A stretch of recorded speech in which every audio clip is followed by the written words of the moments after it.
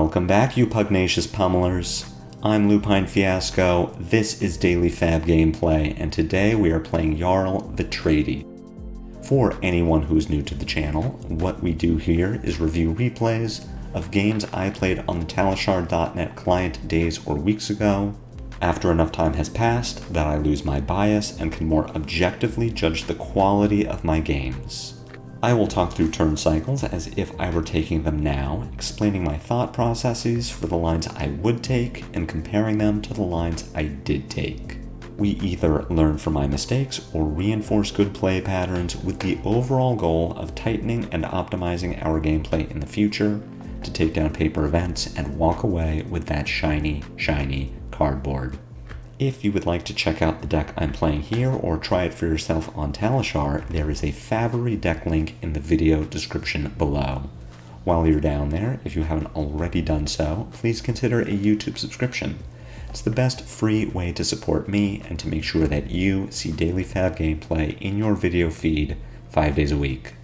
I have a Blue Sky, I have a Discord, and I have a Patreon where you can find the matchup guide for this deck list. Now, without further ado, let's jump right into the action.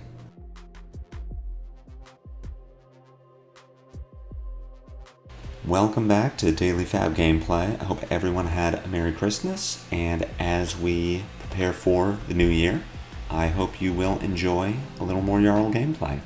Against Viserai, we would have preferred to go first if we could have. Not that this hand is particularly good for going first. There isn't a ton that we can do with it. I think if we were going first, the best we could hope for with this hand is probably pitching CNC and imposing presence to gauntlets just to get them out of our hand.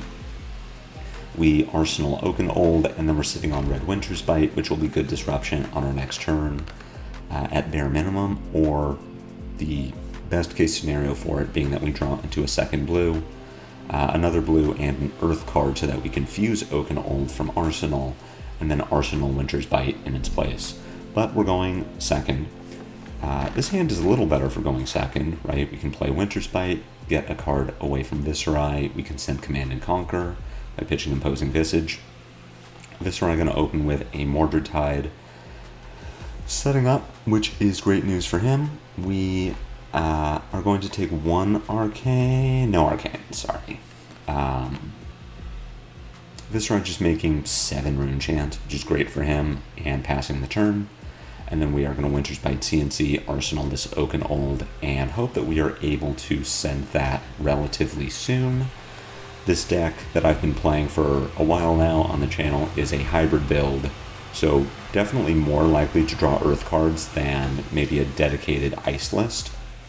But even so, the inconsistency with which I fuse Oakenold can be a problem sometimes. It's never really the best card to Arsenal compared to something like a CNC, Frostfang. If you can Arsenal that pummel and just wait for some of your disruption, then you're in a much better position.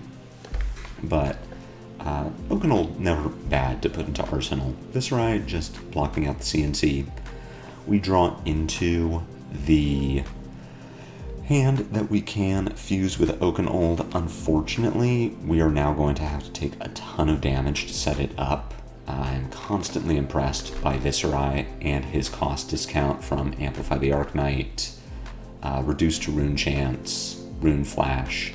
It's very good, and it's very good against us. This isn't a situation where Viserai can just cheat his way around Channeling Frigid or Frostbites, but that is an advantage that Viserai will have later in this game, is being able to cheat our resource taxes with cards like Amp and Rune Flash. What are we going to do with this? Our hand, unfortunately, does not line up well with being able to prevent most of this damage. If either Polar Blast or Winter's Bite Blue were something like Crumble to Eternity or Pulse of Isenloft, then I would feel a lot better about playing some defense here, because we would be able to fuse Oakenold off of 2 cards. But we need to keep 3 cards in order to fuse Oakenold. Being probably Polar Blast, Winter's Bite, and Summer's Fall. Our turn would be pitch Polar Blast, play Oakenold, fuse with Summer's Fall and Winter's Bite, and then Arsenal Winter's Bite. But In order to do that, we would take 10 damage from 4 rune chants and 6 from amp. We could reduce that a little if we wanted to block with stalagmite or gauntlets, but stalagmite block doesn't do anything for us besides prevent 2 because we don't get any benefit from the frostbite. And blocking with gauntlets is fine. Viserai doesn't really have on hits. Some builds have snuff out, which might be a card that we need to block out, but at least that is telegraphed. Succumb to Temptation would be a second card that we might need to care about, but outside of that, Gauntlets is here just for block value. But how are we going to address this? I don't think that this is the time that we really want to eat a bunch of damage just to throw a Fused Oakenhold. It is good, it is a strong thing to do, but I don't know that it's worth 10. So this might be a situation where I actually want to pitch Winter's Bite and Polar Blast to prevent 6 of the Arcane, take 1 from the Rune Chant, block the amp with Summer's Fall, take 4, so we're taking 5 overall, and then play Red Winter's Bite just to get a card out of Viserai and try to reset. This is burning all of his banked Rune Chants to pull this off, and is not making any more. The Viserai effect is not currently active. So yes, we take 5, we give up a lot of tempo, but we are hopefully in a position where Viserai can't do a ton on his next turn, and we get to try to regain tempo from there. Deciding to go ahead and throw the Oakenhold, getting some armor block value out of this. The Stalagmite block here, like I said, doesn't really do anything. This might be me trying to clear out Stalagmite so that Summit is online. Not that Summit being online is incredibly impactful, especially not at this point in the game when Viserai still has all of his armor. Overall, I'm not super thrilled with Summit lately. I have been pretty disappointed by the card lately. It might be that I want something like a Titan's Fist here, which maybe then I would have been a little more incentivized to take some of that damage.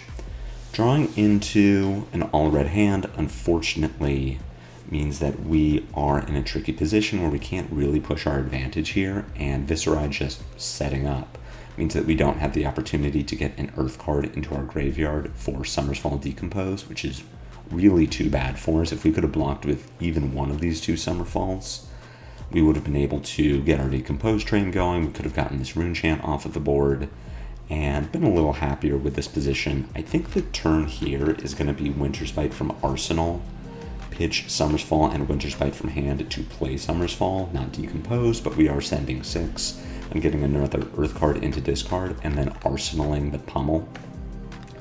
Our Tunic is online, so we will be able to convert the Pummel when we do draw into something that lets us use it. I disagree with this line. I would much rather have a Pummel in Arsenal than a Winter's Bite, and still getting the same amount of disruption on Viserai. I'm not 100% why I took that line, and here we see that we are punished for it because we would have been, had we had a Pummel in Arsenal, we would have been able to keep our Tunic up and then send Icequake, Frostfang, Pummel, and been in a really, really good position to take tempo away from Viserai. I do think this line is okay, blocking with the Felling. We can't currently Decompose, and I don't know that this game is going to go long enough that we think we can pitch this Felling and then get back to it. I think blocking with the Felling here is probably the best use we can get out of it. There's a world where we sit on that Felling and just wait so that we can block whatever comes next, maybe block the Reaping Blade. Vis having the Revel in Runeblood here is just really bad news for us, and not really something that we can play around. We are in a position that we have to just take all of this damage, and we are looking at playing Winter's Bite out of Arsenal and then Icequake Frostfang from hand, and just trying to steal tempo back from Viserai.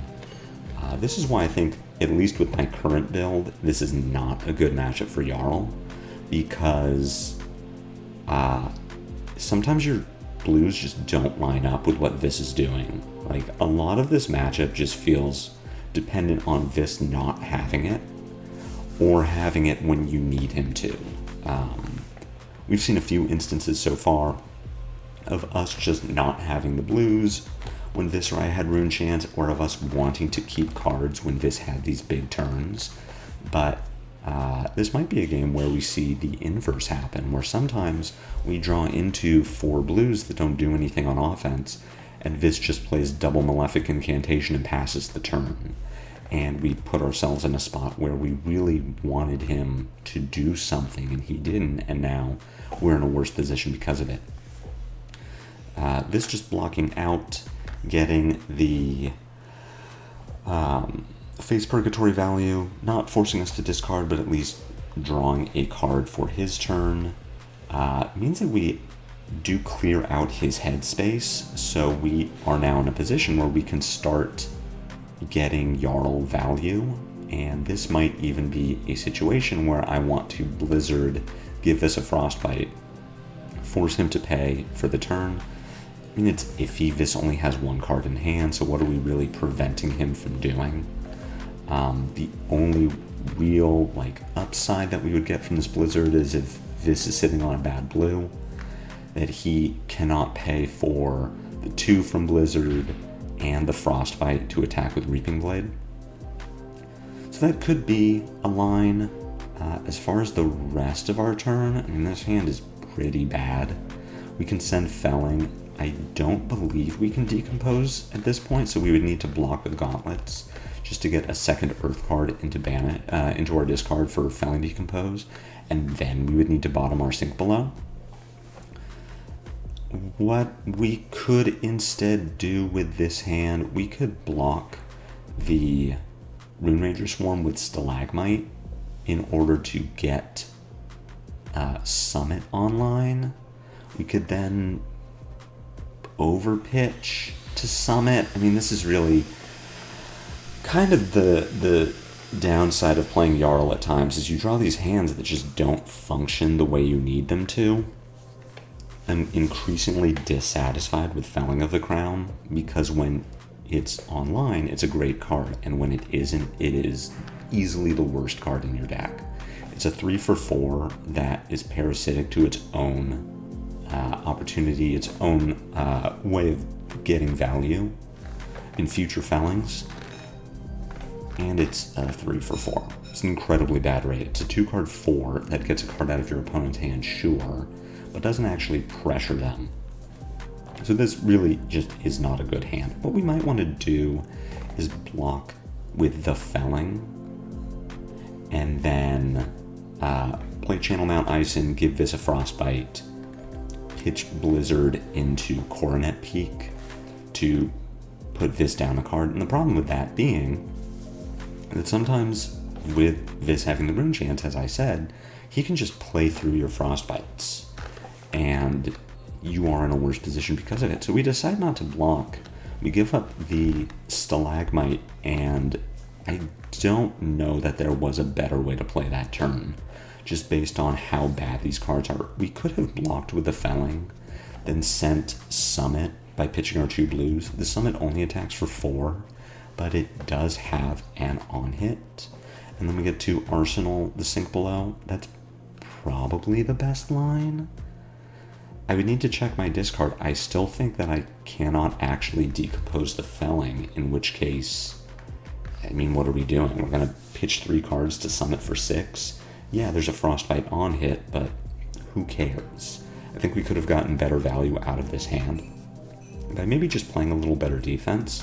Because, yeah, I'm overpitching here, and I would have rather prevented 3 with the Felling, taken 2 less damage, gotten an Earth card into my discard for Decompose, and then, yeah, Summit for 4 doesn't feel great, but it's kind of better than what we did anyway. So we are going to get a card out of this to pay for Become the Arc Knight. but Vis, unfortunately, just going to do Viserai things, playing Mordred Tide. And even on a smaller hand, this is going to be great value for Vis. Coming in with a Rune Flash, could have played around our Frostbite if he had wanted to, and again, we find ourselves in this position where our hand kind of just doesn't line up very well with what we need to do to respond to Viserai. Sending 5 Rune Chants is something we can pitch for. Malefic will make a 6th Rune Chant on the back end, a 7th as well, but if we pitch 2 blues to prevent all of this arcane damage, then we will have a floating resource to pay for one of the next incoming Rune Chants if this attacks with Reaping Blade. We would then pitch an Icequake to pay for that Rune Chant, and I think I would use my Sink Below to block the Rune Flash, not sink the Command and Conquer, and then just Arsenal CNC and play defense. This has already broken one of his red Malefics, has another red Malefic on the board. We've seen 2 Mordred Tides.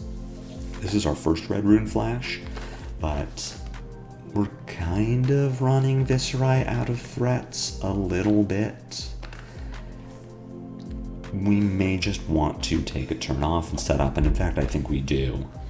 If this follows the Rune Flash with Reaping Blade, he will have no Rune Chants on the board and no Arsenal. So it isn't that Vis can't do anything on his turn, but the impact of his next attack will be significantly lessened, and having a CNC and Arsenal does sound a lot better than playing a CNC when it has nothing to threaten, right? We're either going to take 2 Rune Chant damage, sink below the Rune Flash, then take 5 from 2 more Rune Chants and Reaping Blade. I really hate taking 7 damage here.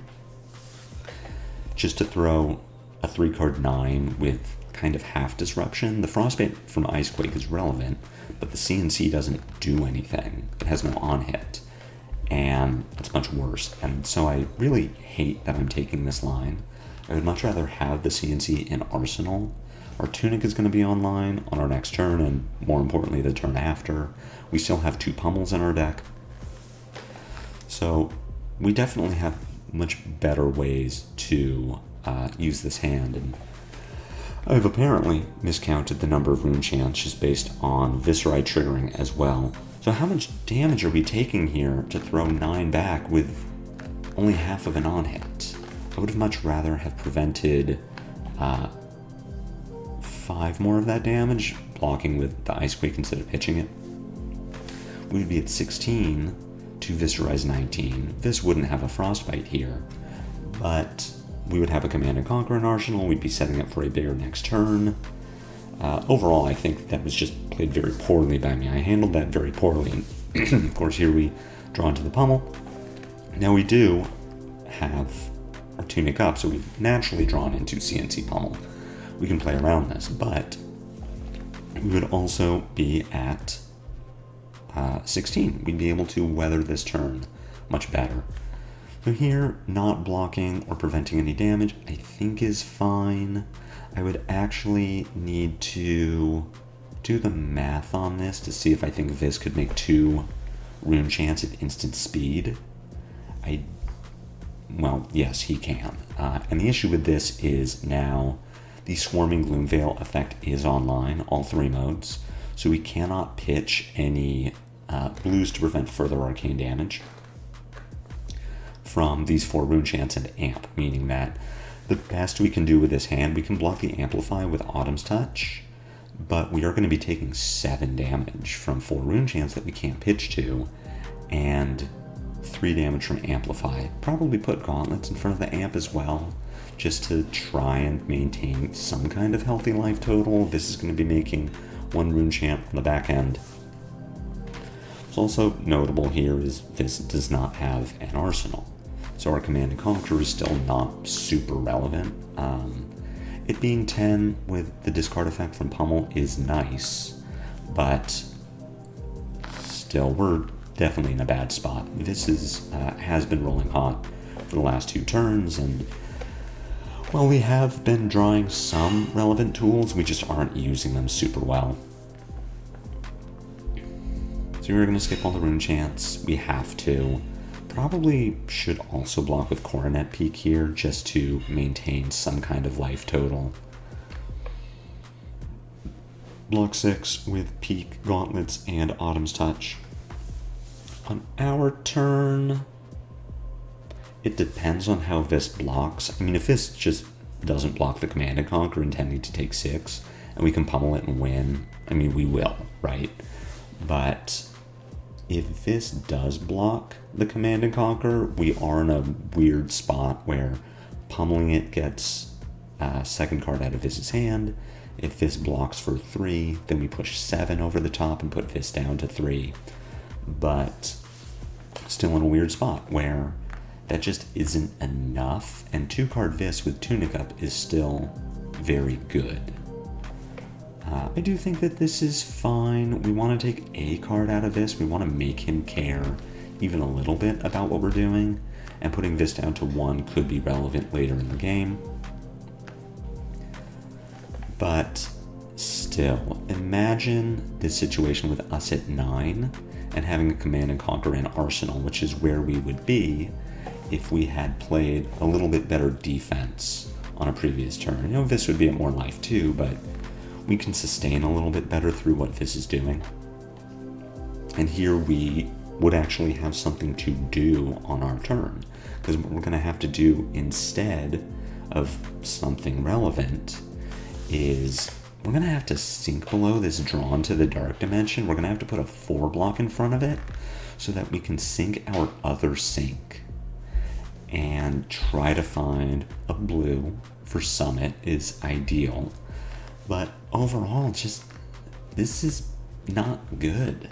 I mean, we're in another situation where this is not doing something that we can easily respond to. We needed this to do more, and that is the hazard of this matchup, where sometimes Vis's turns just don't line up with ours. We have a very good defensive hand, and Vis does not have a very good offensive turn. So, reverting to the start, because we are just going to need to play a sink below here, and it feels very bad. If we had not blocked with our Coronet Peak on our last turn, then we maybe have something more relevant to do this turn, but at the same time, this does have the Tunic up, so this would be able to pay 1 to the Coronet Peak, and stuff the Coronet effect. So we draw into another blue, which we will be able to pitch into Summit. If this uses creepers here in order to cheat out an action point or more rune chants even, then we can't even pay to break the creepers. We also need to pay to stay alive. So this is giving us the opportunity to do something with this hand, but we aren't taking tempo. I mean, we're going to have to block with our Spring Tunic. In order to stay alive, we just go down to 1 with Viserai, and then we have no turn. This just has full tempo, so this is probably where we lose the game.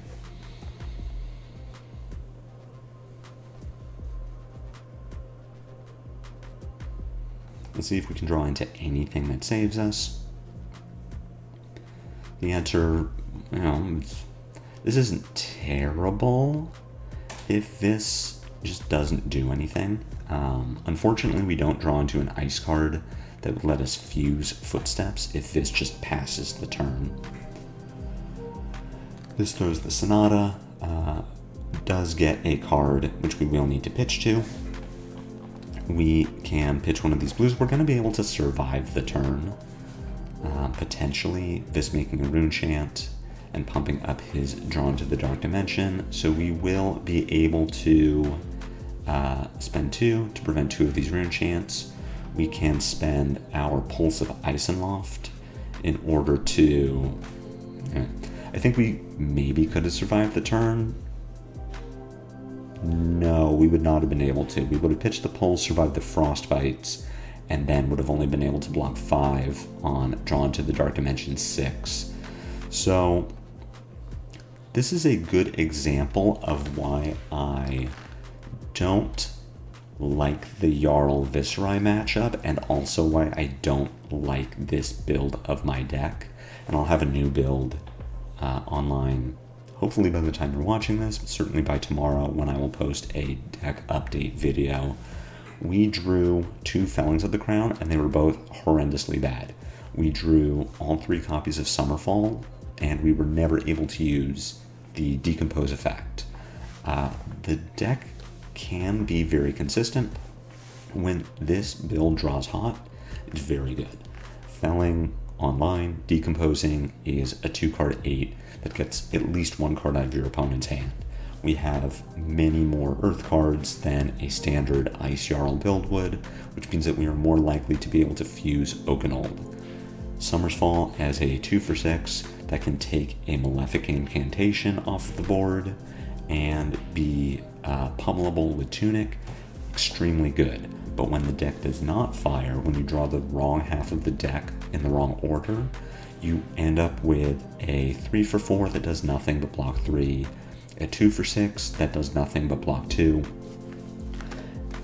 and you just lose a lot of tempo. Obviously, we misplayed some other turns as well. We took a bunch of damage multiple times in the game to not really have that much of a crackback. The fused Oakenold early is definitely defensible. The Icequake CNC is not, but this is just a bad matchup, and sometimes you draw the wrong hands at the wrong times, and that happened to us a couple of times this game. Overall, I don't think the matchup is doomed. I just think that we are unfavored. We did not see an instance of this being able to cheat through a Frostbite with cost reduction, but that can certainly happen in this matchup and is very relevant. That, of course, is a play pattern issue, not so much of a build issue. This is always going to be able to do that. Jarl is always going to make Frostbites and play Channel Lake Frigid. Overall, this is not a good matchup for Jarl, and this build in particular has more of a chance of bricking than something like a dedicated ice build, which is what I'll be trying very soon. I hope you enjoyed this video. I hope you learned something. If so, be sure to pummel that like button. My comments are always open for any questions or feedback. If you haven't already done so, please consider a YouTube subscription. It's free, it helps me out a lot. I have a Blue Sky, I have a Discord, I have a Patreon. You can find links to those in the video description below. I will see you next time on Daily FaB Gameplay, and until then, stay frosty.